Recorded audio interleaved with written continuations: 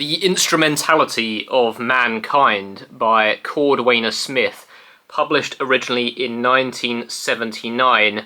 I've got this Del Rey edition here, which is actually probably one of my favourite books that I own aesthetically. I think the cover art is absolutely incredible. That is by a guy called Michael Herring. I just think that these iridescent colours work incredibly well with the title and the artwork there. So this is a collection of 14 short stories by Cordwainer Smith, who is a really interesting figure. That is a pen name for Paul Linebarger. I would encourage you to go and seek out information about him and his life, because he is incredibly fascinating to read about. He worked in foreign intelligence and quite literally wrote the book on psychological warfare, so go and do that, because I'm not going to get too much into him or his life in this video. But what I am going to do is talk about each one of the 14 short stories in this book, The Instrumentality of Mankind. Now, The Instrumentality of Mankind is the name for this kind of central human galactic government, while also being the name of this universe that Cordwainer Smith has created, which is sort of this completely unique, bizarre future history. And actually, at the beginning of the book here, you do get a timeline of events, which does show you roughly when and where the various short stories in here, and also in other collections by Cordwainer Smith, pop up throughout that timeline. Now, a lot of that was put together from both the content in the stories themselves, although that can be quite difficult to ascertain as to where they actually slot into this timeline. So notes were used from Cordwainer Smith's notebooks to approximate where those stories fit in. And as you'll see, sometimes that's not entirely clear. Now, I'd read another book by Cordwainer Smith, which I believe was his only published science fiction novel, which is Norstrilia, which again is an incredibly bizarre and unique work of science fiction. And I'd heard that the short stories are much better. And actually, after reading this, I would say that I agree with it, because I think these are really incredible, give such a distinct flavour, and also directly improve the experience of Norstrilia, I think, because you do get this complete history of this universe, of this civilization, of these different planets and peoples, and it helps to contextualize some of the content in Norstrilia. So I'm going to talk about each one of these stories, give my thoughts on it, and then speak about my overall feeling about the book at the end. The first story in here is called No, Not Rogov, which opens with this paragraph about this strange golden figure dancing on these golden steps in front of an enormous interplanetary crowd as part of this kind of galactic art contest. And it's said that this takes place in the year 13,000 AD. We then abruptly cut to some Soviet scientists who are attempting to create a mind control device during World War II, which will allow mental manipulation across vast distances and allow the users of this technology to see through the eyes of their targets. And quite quickly, you're thinking about how the opening segment about this golden figure dancing on these golden steps in the year 13,000 relates to this World War II story about Soviet scientists.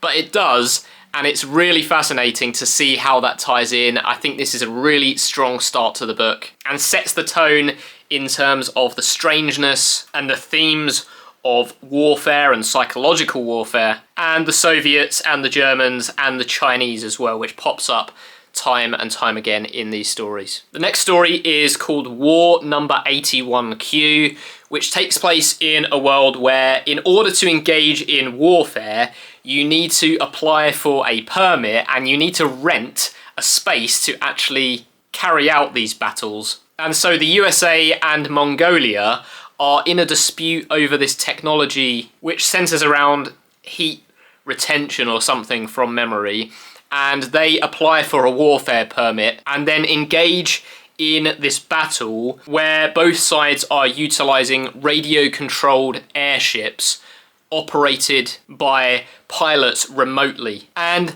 I don't think that this story is particularly great, but if you look at how a lot of warfare is actually being carried out today through things like drones and long-distance airstrikes, it does seem quite forward-thinking from Cordwainer Smith. So not as good as the first story, but this one is very short and not too bad. The next one then is called Mark Elf, and that means Mark 11 in German. And this one follows a telepath who detects a girl in a kind of hypersleep in an abandoned Soviet spacecraft in Earth's orbit.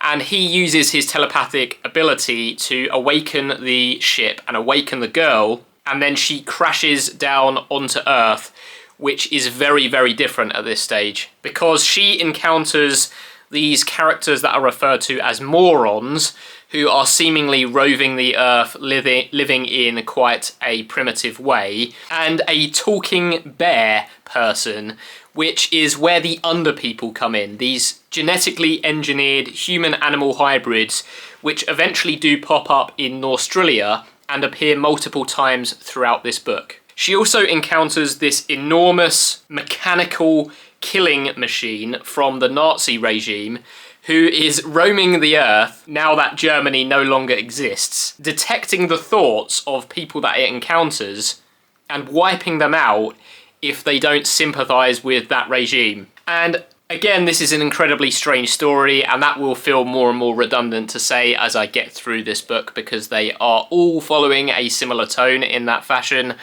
And actually, even though I'm not going to get into spoilers about these stories, they do follow a kind of broad timeline across thousands or 10,000s of years, and some of the stories carry on directly from each other. So even though I'm not going to spoil the stories individually, I am going to talk about where this universe goes and where it ends up. And actually, the next two stories directly follow on from this one. So there are some minor spoilers about where this story arc goes. So the next story then is called The Queen of the Afternoon, and it sees that girl's sister from the Mark Elf story being awakened and crashing to Earth herself, but thousands of years have passed and society is quite different again. She encounters some more of these underpeople, these animal-human hybrids, who are a group of dog people, and they take her to see the bear from the story before. You find out here that Earth is mostly in control of the descendants of the Chinese.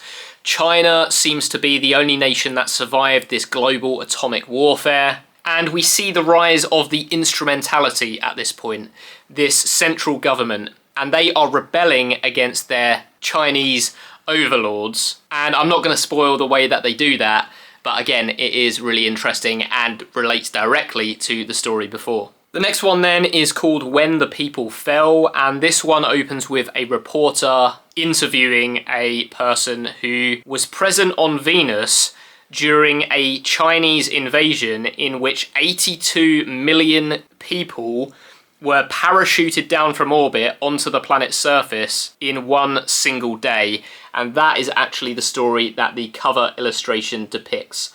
So you have all of these Chinese individuals parachuting down to Earth with these bubble-shaped parachutes, landing through this green atmosphere into this muddy surface, creating absolute chaos and attempting to take Venus for themselves. Really great story, really distressing content, and quite big implications when it's all said and done. The next one is called Think Blue, Count 2, which follows a number of people on a colonization mission where the pilot of the spaceship dies in mysterious circumstances, and two individuals are woken up, these two men, and they wake up another one of the colonists who are in hypersleep, who is a young woman. So it becomes just the three of them on this colonization mission where they have thousands and thousands of colonists in tow, and they start to lose their minds over the course of this journey, particularly one of the men who begins to exhibit signs of being incredibly unstable and dangerous. This one involves this weird artificial consciousness which is contained within a cube housing a modified Mouse Brain. And I think this one is potentially my favourite story in the entire collection. I can't say much more than that without spoiling it, but I do think it's really good. And part of that is, again, that really distinct, strange flavour that you get with Cordwainer Smith's writing. The next one is called The Colonel That Came Back from the Nothing at All, which sees a man who was on a space mission that disappeared suddenly appear back on Earth. He is completely naked and laying on the ground in this completely twisted pose, and he's completely unresponsive to medical professionals trying to get through to him or move him in any way. If they do try and get him into a position that's more regular, he contorts himself back into that shape, strips off all of his clothing and lays back down on the ground. And so these people turn to this Quaker woman who also happens to be a telepath, and she comes in and attempts to read his mind to see where he's been and what he has experienced that's led to him being in this state. So this one almost feels like a bit of an exorcism story, which is quite fascinating and does sort of recur a little bit later on in this collection as well. The next one is called From Gustible's Planet, in which humanity discover this kind of warp technology for their spaceships, and they warp to this distant planet where they encounter these sentient, intelligent, feathered alien beings who copy the human ship and then warp to Earth themselves. And when they get there, they're only really interested in the food on the planet Earth. They are obsessed with eating camembert cheese, drinking German beer, eating tortillas and enchiladas. And this one was incredibly funny. It gets really, really silly, but I enjoyed it and laughed out loud multiple times. It has an extremely ridiculous ending as well, which I quite enjoyed. I mentioned that the earlier story recurs, and this is where that happens in a story called Drunkboat, where another man that went missing in space appears on Earth, naked and twisted and contorted into a strange position. But this time the scientists are able to get a little bit more sense out of him, and he recounts his experience, which is incredibly strange.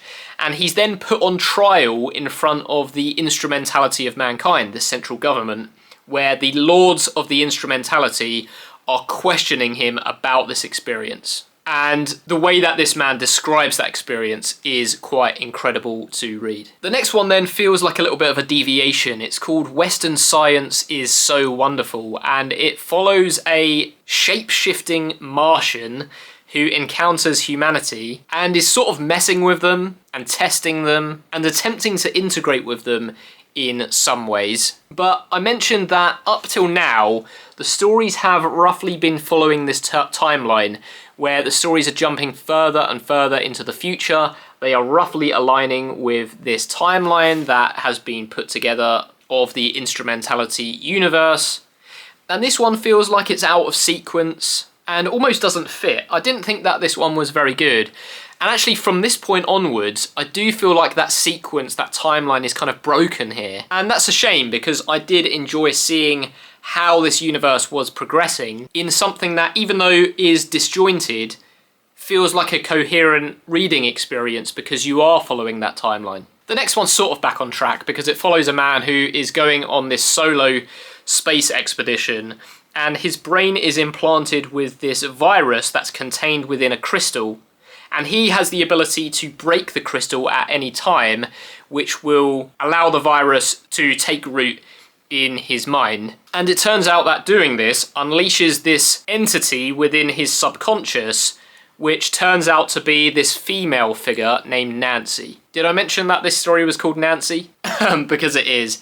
And I think this one was pretty good as well. The penultimate story is called Angerhelm, which follows a number of Russian astronauts who detect and record this strange transmission in Earth's orbit, which when they listen to it sounds mostly like static, but anyone that listens to it from any language or background seems to get this message come through in their mind, this repeating message, which is a name and an address. And that name is Nelson Angerhelm, who is this retired elderly man of Swedish descent living in a rural American town, and the FBI attempt to question him and understand why this message is pointing to him specifically. I'm not going to spoil why that is, but I do think that this story has a sort of eerie feeling to it, which I did enjoy.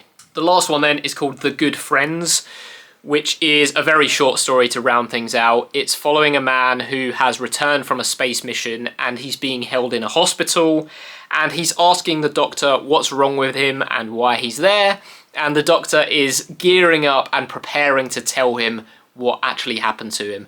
I do think that this one is a little bit predictable. It doesn't really feel like Cordwainer Smith, and sort of has that typical plot twist ending that you see in a lot of science fiction short stories. It's not bad by any means, but it doesn't really align with that distinct flavour that I've been talking about that is present throughout the Instrumentality of Mankind. So yeah, overall, I really like this one. I think it is incredibly distinct. Cordwainer Smith's writing is difficult to compare to many other authors. I think the closest that I would have in my mind is probably Samuel R. Delany in terms of some of that strangeness. But even then, that's not a perfect comparison. But I do think that if this sounds interesting to you, I would seek out a lot more information about Cordwainer Smith and his life specifically, because that is really interesting, and potentially give this one a go, because I do think he's stronger in short form, and actually it would help you if you were to then go on and read his novel, Norstrilia, which I also really enjoyed, but I do think that I liked the Instrumentality of Mankind better.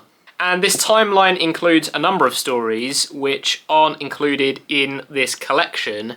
And so what I think I might do is seek out those other stories, pick up those other collections, and read everything that Cordwainer Smith wrote in the field of science fiction, because there isn't that much really. So yeah, I've been reading a lot more short stories this year. That's something that I'm going to continue to do. And actually, I think I'm going to gear up to some kind of top 10 science fiction short stories video once I've got 10 really great entries in that list. I think I'm almost there, but I want to read a few more collections and anthologies before I get to that video. Have you read any Cordwainer Smith? If you have, let me know what you think, and whether there are any short stories that aren't included in this collection that I should specifically seek out. Thank you very much for watching, liking and subscribing, and I'll see you on the next one.